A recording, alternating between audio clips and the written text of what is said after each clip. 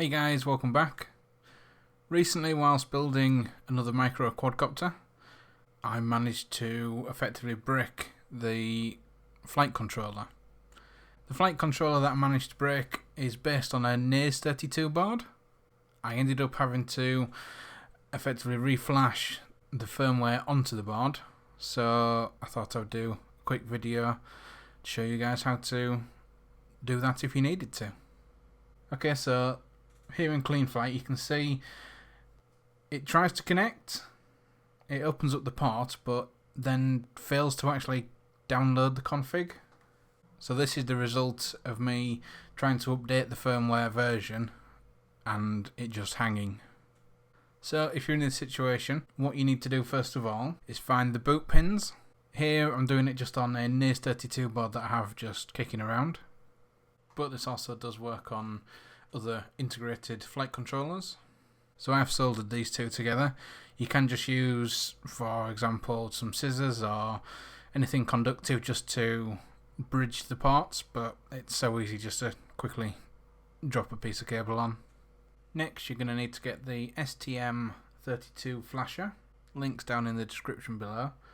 You're going to need to put your first name, last name and email address. It does actually send you an email with a link to the software, so you do need to put in an email address that you can receive emails on. Get that downloaded and installed. Next, you're going to need the Naze firmware in the form of a hex file. Again, links are down in the description. So this actually shows a pre-release first of all. That's not the one which I'm going to use. I'm going to go for the latest proper release. So just a bit further down and download the hex file.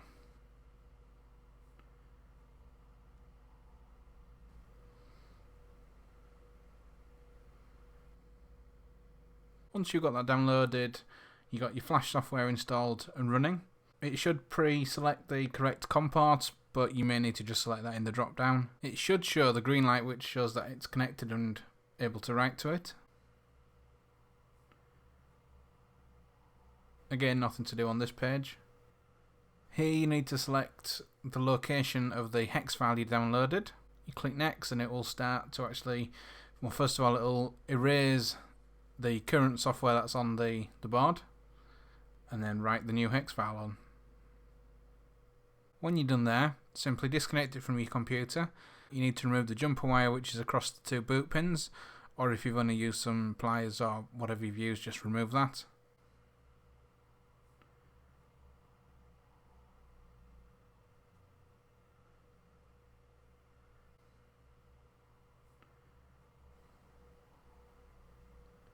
And then you can connect it back up to Clean Flight.